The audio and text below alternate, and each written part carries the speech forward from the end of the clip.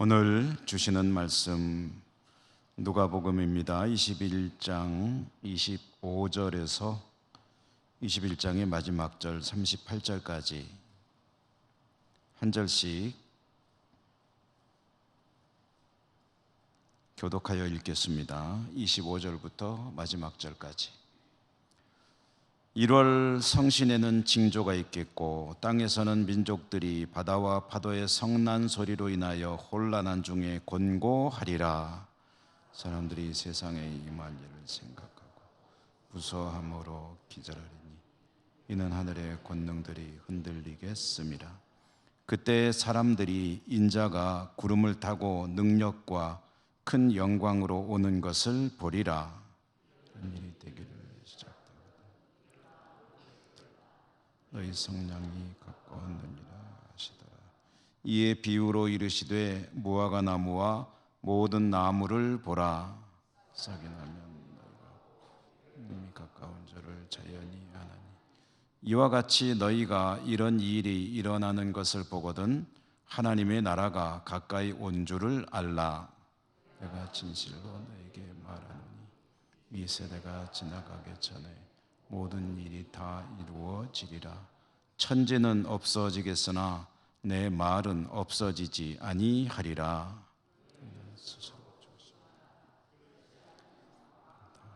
술 취하고 생활의 염려로 마음이 둔해지고 뜻밖의 그 날이 덫과 같이 너희에게 임하리라.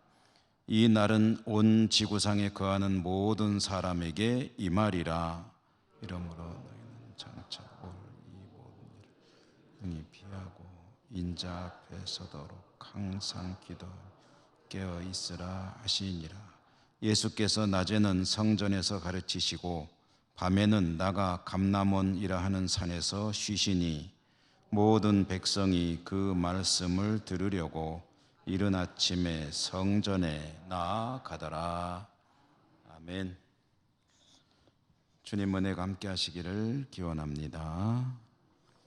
신약 성경 읽기, 복음서 읽기에 들어와서 누가복음을 중심으로 쭉 읽어온 지 오늘 82번, 82번째로 본문의 말씀을 읽었습니다. 오늘 말씀은 인자의 오심이라는 제목으로 말씀의 뜻을 함께 새겨보도록 하겠습니다. 오늘 말씀이 시작되는 부분은 앞에 7절부터거든요. 근데 7절부터 읽으면 좀 길은 것 같아서 앞부분은 좀 생략하고 읽었습니다. 그래서 앞부분의 내용은 제가 말씀으로 전해드리겠는데요. 주님께서 생애의 마지막 시간들을 이제 보내고 계시죠. 근데 마지막 주간은 성전에서 활발하게 활동을 하실 때였다. 오늘 이 말씀을 주시게 된 상황은 주님과 사람들, 여기서 사람들 하면은 주님을 따르는 제자들과 또 무리들, 뭐 대규모 인파는 아니었을 겁니다. 그렇지만 주님을 계속해서 따르는 무리들이 함께 성전에 있을 때에 성전 그 성소 건물을 비롯한 성전을 바라보면서 이 이야기가 시작이 됐습니다. 사람들이 예루살렘 성전을 보면서 감탄하는 겁니다. 그 모습이 너무나도 아름답고 웅장하고 화려했기 때문이었습니다. 예루살렘 성전 이야기를 잠깐 드리죠. 제가 뭐 이야기에 나올 때 간혹 드립니다만은 이제 반복해서 들으시면은 좀 더 기억이 잘 나죠.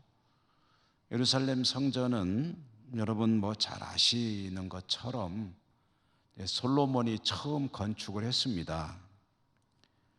그래서 처음 지었던 성전을 부를 때 제1성전 또는 솔로몬 성전이라고 부릅니다.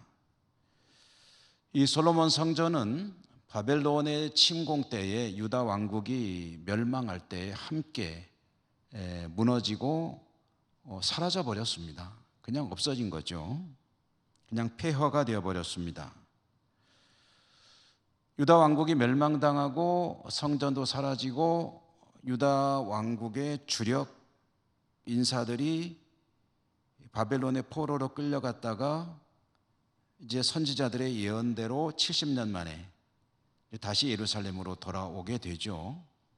돌아오게 될 때에 그들이 제일 먼저 했던 일은 자신들의 이제 삶의 터전을 일구는 일도 해야 되지만 의미 있는 가장 먼저 한 일은 이제 성전을 재건하는 것이었습니다. 그들은 여러 가지 어려움이 있었지만 성전을 재건했고요. 이때 성전을 재건할 때의 지도자 이름이 스룹바벨이라고 하는 사람이었기 때문에 이 두 번째로 세워진 성전을 보통 제2성전이라고도 부르기도 하고 또 스룹바벨 성전이라고 부르기도 합니다. 이 스룹바벨 성전은 처음에 지었던 솔로몬 성전에 비해서 대단히 초라했다고 알려지고 있죠. 이 스룹바벨 성전이 그로부터 한 500년쯤 지났을 때에 다시 한번 일종의 리모델링, 중건, 이제 좀 원래 있는 건물에다가 뭐 많이 붙이기도 하고 해가지고 화려하게 새롭게 탄생시키는 것을 이제 중건이라고 하죠. 어떻게 중건을 하게 됐냐면은 한 500년쯤 지난 다음에 이 유다 나라가 로마의 지배를 받게 되었을 때 로마 황제는 헤롯이라고 하는 사람을 이 유다의 왕으로 세웠습니다. 임명한 거죠. 이 헤롯이라고 하는 사람이 유다 나라를 다스리게 되었는데 유다인들을 통치한다는 게 그렇게 쉬운 일이 아닙니다. 이 사람들의 기질이나 모든 면에서 볼 때. 그래서 그들의 환심을 사고 싶어서 여러 가지 환심을 사려는 정책을 펼치게 되는데 그 중에 하나가 뭐냐면 이 초라한 성전을 화려하게 탈바꿈시키는 것이었습니다. 헤롯은 자신이 에돔 출신 이방인이기 때문에 유다인들의 환심을 사기 위해서 성전을 화려하게 중건했고요. 그래서 이 새롭게 탄생한 이 성전을 헤롯 성전이라고도 부르고 또 1, 2, 세 번째다 해가지고 제3성전이라고 부르기도 합니다만은 어떤 사람들은 이거는 무너지고 새로 진 게 아니니까 서열 순서로 매기면은 제3성전은 아니다. 만약에 그렇게 부른다면 제2성전이다 라고 주장하는 이들도 있습니다. 뭐 제2성전이면 어떻고 3성전이면 어떻습니까? 어쨌든 헤롯이라고 하는 사람이 예루살렘 성전을 재단장하면서 엄청난 물량을 투입했습니다. 공을 많이 들였습니다. 공사 기간이 총 몇 년 걸렸냐면은 놀라지 마십시오. 84년. 놀라시는 게 당연하죠. 84년 걸려서 새로 진 게 아니고 리모델링 하는데 리모델링 하면서 엄청나게 규모도 확장했고 터도 넓혔고 그리고 화려하게 장식을 했습니다. 참 그런데 아이러니컬한 거는요. 이렇게 화려하게 재탄생한 헤롯 성전은 완공된 지 불과 7년 만에 다시 무너졌습니다. 불타버렸습니다. 로마가 쳐들어와 가지고 그대로 다 무너졌고 그 뒤로는 지금까지 예루살렘 성전은 재건되지 못하고 있습니다. 왜냐하면 이슬람이 이제 들어와서 지배를 하기도 하고 거기에 이슬람 사원이 건축이 되고 그러면서 건축된 이슬람 사원을 함부로 손댈 수가 없는 거예요. 그게 지금 그냥 그렇게 유지가 돼가고 있습니다. 헤롯 성전이 84년간 걸려서 공사가 진행되었다라고 말씀드렸는데요. 따라서 이 헤롯이라고 하는 사람이 유대 임금으로 임명된 것이 주님 탄생하시기 한 20년 전쯤이거든요. 그러니까 BC 약 20년경 유대 나라의 임금이 되었기 때문에 84년이니까 주후 64년까지 이제 진행이 된 거죠, 공사가. 그러므로 주님이 생전에 공생애를 사시는 동안에도 공사가 계속 되고 있었던 거죠. 비록 공사가 완전히 끝난 것은 아니지만 얼마나 이 건물이 대단했던지 리모델링 공사가 진행되는 중에도 사람들이 성전을 바라보면 아름답다라고 찬탄을 금치 못할 정도로 아름다운 성전으로 이제 탈바꿈되고 있었다. 그러니 사람들이 성전을 보면은 대단히 아름답다 하고 이제 말하는 것은 당연하고요. 보통 건축을 하시는 분들이 그런다고 그래요. 뭐 제가 직접 들은 얘기는 아니지만 세계 건축 역사에서 아주 위대한 건축물들이 있잖아요. 오늘날에도 저 유명한 뭐 바르셀로나의 무슨 그 성당, 그런 성당이 뭐 지금도 계속 건축하고 있다고 하듯이 어쨌든 이렇게 아름다운 성전이었는데 그 성전을 보면서 제자들을 비롯한 사람들이 너무나도 아름답다는 말을 하며 찬탄을 금치 못하고 있을 때 그때 주님께서 하신 말씀입니다. 너희 보는 이것들이 날이 이르면 돌 하나도 돌 위에 남지 않고 다 무너뜨려지리라. 찬물을 확 끼얹는 거죠. 사람들이 보면서 야, 기가 막히게 아름답습니다. 다른 복음서에 보면은 제자들과 주님이 그 성전 곁에서 제자들이 주님 얼마나 아름답습니까? 라고 이제 물어볼 때 이 말씀을 하신 것처럼 나오겠는데 복음서마다 조금씩 차이가 전해지는 내용이 조금씩 다르긴 해요. 그렇지만 어쨌든 누가복음에 보면 사람들이 그렇게 성전을 보고 기가 막히다고 그냥 감탄하고 있을 때에 주님께서 하시는 말씀은 이것들이 날이 되면은 돌 위에 돌 하나도 남지 않고 완전히 다 무너져 버릴 것이다 라는 찬물을 확 끼얹어 버리는 그런 말씀을 하시는 겁니다. 근데 이 말씀의 뜻이 뭐냐 하면은요, 좀 전에 제가 말씀드린 대로 주후 70년 로마가 유대 전쟁이라는 게 벌어지거든요. 그때 군대가 쳐들어와 가지고 예루살렘을 완전히 폐허로 만들어 버릴 때 성전도 불타서 없어져 버립니다.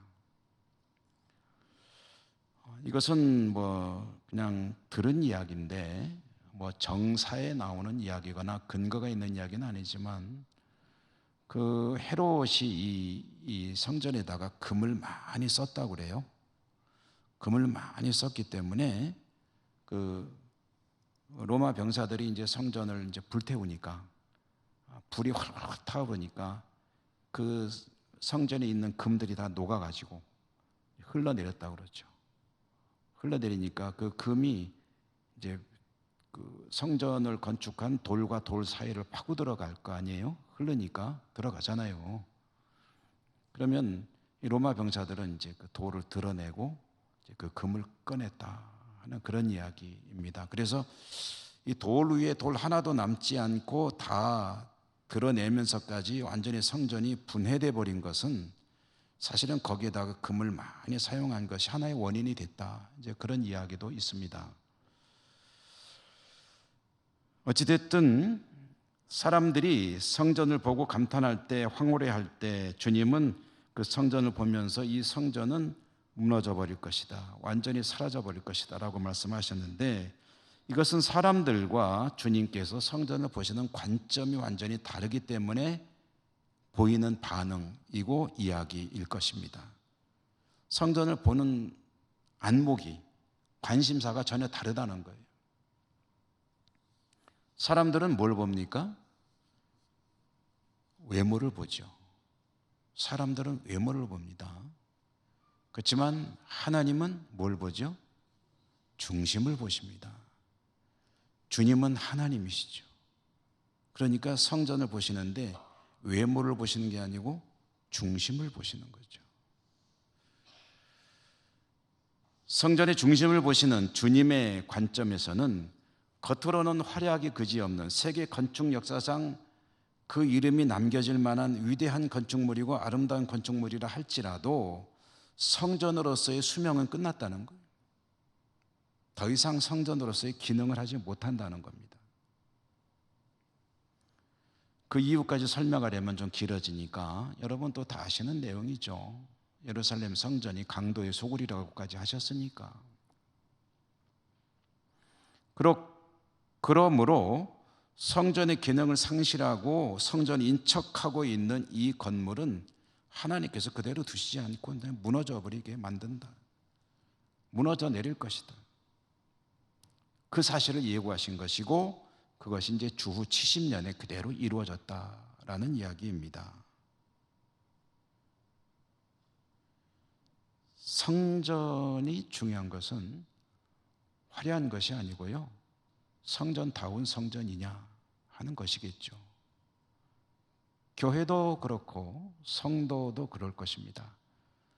겉으로 가지고 있는 직책이 무엇이고 또 겉으로 보이는 모습이 어떠냐 하는 것 물론 중요하죠. 그렇지만 그것이 아무리 화려할지라도 그 속에가 하나님 보실 때 썩 아름답지 못하다면 성전을 바라보는 것과 같은 시각으로 바라볼 수 있겠죠.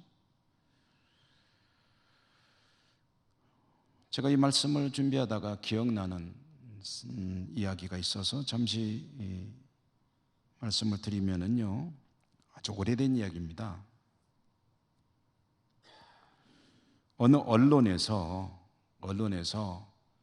혼기에 찬 결혼을 앞둔 여성들, 여대생들입니다. 정확히 말씀드리면 여대생들에게 선호하는 신랑감의 직업에 대해서 설문조사를 했다는 겁니다. 어떤 직업이 선호될까요? 1번.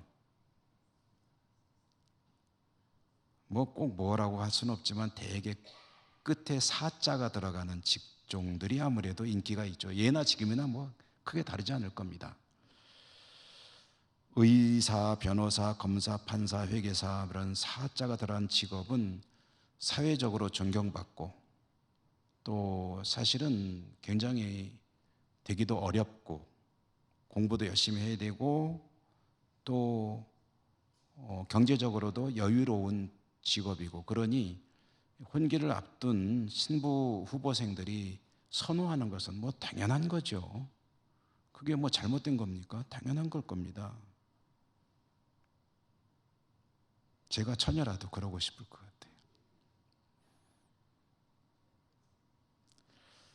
같아요. 그런데 거기에 이제 보통 그 당시에는 이제 대기업의 회사원들 또는 공무원들 이런 사람들 이제 또 상위권에 포진하고 있었고, 근데 그 쟁쟁한 직업군들 가운데서요 뜻밖의 직업이 제 기억으로는 3등인가로 들어가 있어요. 뜻밖의 직업이. 궁금하시죠? 그 직업도 끝에가 사자로 끝납니다. 직업이라고 보통 목사였습니다. 대체로 이런 조사를 하면요, 목사의 순위는 20개를 꼽으면 19등이나 20등 합니다.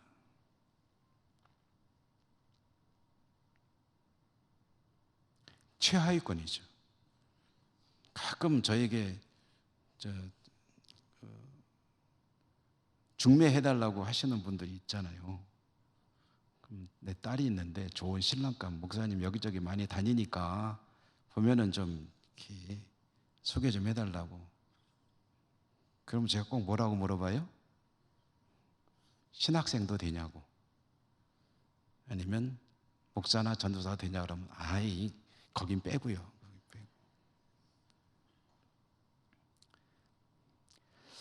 3등이라는 그게 뭐 조사가 잘못됐나? 아니면 이런 생각을 잠깐 할 수 있었을 겁니다. 드디어 목사라는 이 직책도 사회적으로 존경받고 존중받고 선호되는 시대가 되었구나 라고 생각할 수가 있었겠죠. 여러분 그렇게 생각해야 될까요? 근데 이 상황을 놓고 당시 제가 아주 존경하던 한 선배 목사님이 계신데 그분이 이런 이야기를 하셨어요. 설교 중에 하셨던가 하도 오래돼가지고 제가 기억은 명확하지는 않습니다만은 이런 현상이 대단히 우려스러운 일이라는 거죠. 목사라는 이 사회적으로 직업이라고 하겠습니다. 목사라고 하는 이 직업을 가지고 있는 사람이 혼기에 찬 젊은 여성들이 볼 때에 환영할 만한 신랑감의 직업으로 보인다면 그 이유가 뭐겠느냐? 목사로 살아간다는 게 사회적으로 괜찮아 보이기 때문에 그런 것 아니겠느냐? 경제적으로 여유로워 보이고 왠지 사람들에게 존중받는 것 같고 속된 말로 잘 먹고 잘 사는 직종이라고 생각되기 때문에 결혼을 앞둔 신부 후보생들이 선호하는 것 아니겠느냐. 이게 사실이라고 한다면 설마 결혼을 앞둔 신부 후보생들이 주님 나라에 헌신하기 위해서 목사라는 신랑감을 선호합니다 라고 했겠느냐 이거죠.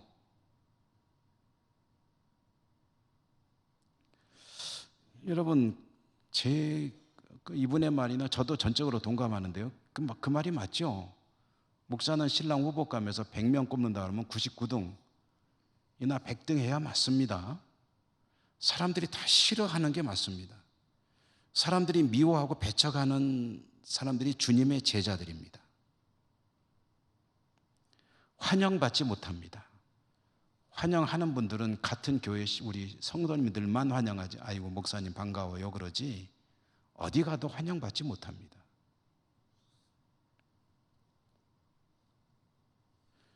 주님께서 성전을 바라보시면서 성전이 멋진 것, 화려한 것, 돌 위에 돌 하나도 남지 않을 것이다 라고 말씀하셨고요. 이 얘기를 듣는 사람들이 너무나도 두렵죠. 저기 하나님이 계신 데인데 하나님이 저곳에서 백성들을 만나주신다고 그들은 믿고 있는데 근데 저게 완전히 무너진다고 도대체 뭐가 어떻게 되는 거야? 자연스럽게 묻습니다. 선생님, 그러면 어느 때에 그런 일들이 있게 될까요? 무슨 징조가 있을까요? 주님께서 대답하셨죠. 많은 사람이 내 이름을 사칭하며 때가 됐다고 할 것이다. 전쟁이 있을 것이다. 지진과 기근과 전염병이 있을 것이다. 무서운 일들이 벌어지고 하늘에서부터 큰 징조들이 있을 것이다. 이런 일들이 있기 전에 너희들은 권세를 가진 자들에 의해서 혹독한 핍박, 박해를 받게 될 것이다. 그러나 이런 일들이 너희에게 증거가 될 것이다. 무슨 증거입니까? 주님의 제자란 증거죠. 박해를 받는 것이. 두려워 말라. 이길 수 있는 힘을 내가 주리라. 인내할 수 있다면 그들은 구원에 이르게 될 것이다. 여기서 주님께서 주시는 말씀을 세 가지 이 동사를 중심으로 세 마디로 구성해 볼 수가 있는데요. 첫째는 뭐냐면 주님을 사칭하는 자들이 많을 텐데 그들에게 속지 마라. 이단 좁게 말하면 이단일 수 있겠고요. 좀 넓게 말하면 상당히 조심스러운 말씀입니다만은 올바르지 못한 교회들도 포함될 수 있을 수도 있습니다. 제 말이 좀 애매하죠. 올바르지 못한 교회들도 포함될 수 있을 수도 있을 것이다 라고 말할 수 있습니다. 교회를 비판하고 싶지는 않습니다. 그러나 올바른 하나님 말씀이 선포되어지고 가르쳐지고 배우는 그런 말씀이 중심이 되는 교회가 아니고 엉뚱한 가치를 추구하고 있다면 어쩌면 그로 인해서 수많은 양무리들이 엉뚱한 데로 갈 수도 있기 때문에 그런 자들에게 속지 마라. 두 번째는 속지 않는 것은 물론이고 절대로 따라가지 마라. 세 번째로는 두려워하지 마라. 이것이 주님께 주신 말씀입니다. 속지 마라, 따르지 마라, 두려워 마라. 예루살렘은 멸망당할 겁니다. 그들은 환난과 시련 가운데 뿔뿔이 흩어지게 될 것입니다. 거룩한 성 예루살렘은 이방인의 지배하에 있게 될 것입니다. 이렇게 무시무시한 말씀을 하신 주님께서 또 이어서 하시는 말씀이 그러나 그들에게 희망이 있다는 걸 말씀하시죠. 뭐죠? 희망은 내가 다시 오겠다. 주님의 재림. 오늘 말씀이 제가 좀 전에 지금까지 말씀드린 내용이 이어지는 재림에 관한 말씀인데요. 그 말씀을 저와 여러분이 함께 읽은 겁니다. 주님께서 다시 오시는데 오실 때에 어떤 일들이 있게 될 것인가를 25절과 28절에서 말씀하셨는데요. 이런 이야기입니다. 하늘에서는 해와 달과 별들의 징조가 있을 것이고 우주적인 뭔가 어떤 모습들을 보게 될 것이다. 땅에서는 바다 물결이 사납게 뛰놀고 모든 민족이 불안할 것이고, 이런 거를 뭐라고 해야 되나요? 천재지변이라고 해야 되나? 모든 천체가 흔들리고 사람들이 공포에 떨 때에 그때 사람들은 내가 구름을 타고 오는 것을 볼 것이다. 오늘 말씀에 있는 그대로입니다. 하늘이 흔들리고 땅에서 변고들이 일어나고 모든 사람들이 두려워 떨 그때에 주님께서 구름을 타고 올 것이다. 이런 일들이 일어나거든 너희는 엎드려 있지 말고 머리를 들고 일어서라. 구원의 때가 가까워진 것이다. 그러니까 주님이 오실 때 이 땅에는 엄청난 일들이 벌어지겠지만 주님을 기대하고 고대하고 믿음으로 살아가는 이들은 그때 힘을 내라. 마지막 때 구원의 때가 다다랐기 때문이다. 두려움에 떨고 있는 사람들, 그들에게 참된 위로의 메시지가 전해진 것이죠. 그것은 다른 거는 위로가 될 수가 없습니다. 여러분, 참된 위로, 진정한 위로, 위기와 시련과 환난을 이겨낼 수 있는 힘이 되는 위로, 그것은 어설픈 위로로 되는 것이 아닙니다. 어설픈 위로, 그냥 잘 될 거야, 걱정하지 마, 잘 되겠지, 이런 말은 누구나 할 수 있는 것이고, 사실은 이런 말로 진짜 위로를 받는, 얼핏 보기에는 따뜻해 보이죠. 그런데 이런 말을 가지고는 진짜 위로를 얻을 수 없습니다. 그냥 고맙죠. 걱정해주고 염려해주는 건 고마운데 이런 말이 무슨 능력이 있습니까? 잘 될 거야, 걱정하지 마. 여러분, 진정한 위로는 어디서 오는 겁니까? 진정한 위로는 지금 내가 벌어지고 있는 일에 대한 내용을 확실히 알고 이 일을 어떻게 극복할 수 있고 앞으로 어떤 일이 일어날 것이라는 걸 정확히 알 때에 뭔가 대처할 수 있게 되고 힘을 낼 수 있게 되고 희망을 가지고 있다면 그게 바로 위로가 되겠죠. 진정한 위로와 힘, 그것은 진실을 아는 것으로부터 시작이 됩니다. 그리고 앞날에 대해서 비전을 가질 수 있을 때, 비관에 그치는 것이 아니라 비전을 가질 수 있을 때에 어떠한 시련과 환난도 견디고 이겨낼 힘을 갖게 되고 그 사실을 전해주는 것이 참된 위로가 되는 것이죠. 믿음으로 살아가는 우리들에게 바로 이게 있습니다. 진정한 위로. 그것은 살아가는 동안 주 예수 그리스도 때문에 어려움을 당할 수도 있다. 너희가 나 때문에 박해를 받고 욕을 듣게 되고 어려운 시련과 환난을 겪게 되겠지만 그러나 담대하라, 두려워 말라, 오늘도 두려워 말라, 인내하라라고 했잖아요. 왜요? 주님이 다시 오셔서 주님과 함께 사는 영원한 나라로 맞아 들이실 것이기 때문에 그 사실을 믿는다면 그러면 어떤 일들도 이겨낼 수 있는 힘을 가지게 되는 거죠.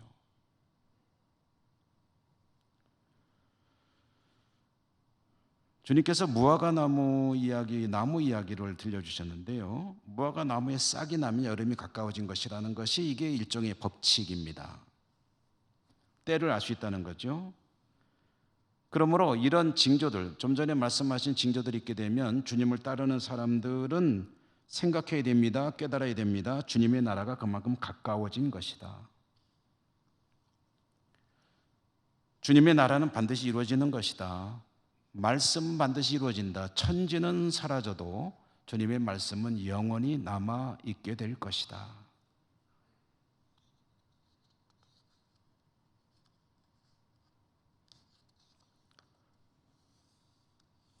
그러므로 주님을 따르는 이들은 어떤 시련이 닥쳐와도 주님의 나라를 바라보며 믿음을 지키며 인내해야 한다라는 것. 34, 35, 36절에 보니까 따라서 사는 거 잘 살아야 된다는 얘기입니다. 믿음을 지키고 하나님 보시기에 잘 살아야 된다. 오늘 말씀 이야기 하나만 더 하고 마치려고 하는데요. 주님께서 구름 타고 오신다고 했지 않습니까? 구름 타고 오신다고 그랬는데 여기서 구름을 타고 오신다는 이 표현은 좀 정확하게 의미를 좀 새겨보고 싶어요. 중국 소설 서유기에 보면은 구름 타고 다니는 그 주인공이 누구죠? 손오공. 손오공이 구름 타고 다니잖아요. 구름을 딱 부르면 구름이 착 오면 구름 타고 여의봉 휘두르면서 다니는, 주님이 손오공처럼 구름 타고 오신다는 이야기냐 하면 그런 의미 아닙니다. 주님이 오실 때 구름이 발을 받치고서 쓱 밀고 오신다 그런 이야기냐? 그게 아니고요. 이 말씀이 가지는 의미는 어떤 것이냐면은 구름은 구약 성경에서는 하나님의 임재의 상징입니다. 하나님이 이곳에 오신다, 계신다 할 때 거기 나타나는 현상이 몇 가지가 있는데 그 중에 전형적으로 나타나는 것이 우레, 번개 뭐 이런 거, 그다음에 바람, 그다음에 큰 소리 뭐 이런 거, 그다음에 불, 그과 함께 항상 등장하는 것 중에 하나가 구름입니다. 구름이 빽빽하게 차 있는 가운데 그곳에 하나님이 임재하신다라는 그런 뜻이거든요. 성막을 지니 성막에 구름이 가득 찼다는 것은 하나님이 그곳에 계신다. 따라서 주님께서 구름 타고 오신다는 이야기는 어떤 뜻이냐면요, 하나님께서 그 백성과 구름 가운데 함께 계시듯이 주님께서 구름처럼 그 백성과 함께 계신다. 하늘에 구름이 반드시 존재하잖아요. 구름 한 점 없는 하늘도 잘 찾아보면 있을 거예요. 요만큼이라도.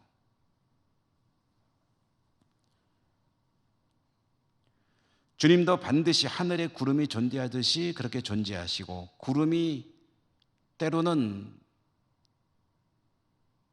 없다가도 생겨나듯이 그 백성을 향해 다가오신다. 구름 타고 오신다라는 것은 구름과 같은 주님이시다 라는 의미로 이해하면 되겠습니다. 그래서 여러분, 가끔 주님이 보고 싶을 때가 있으면 한 가지 방법을 가르쳐 드릴게요. 하늘에 떠 있는 구름을 바라보십시다.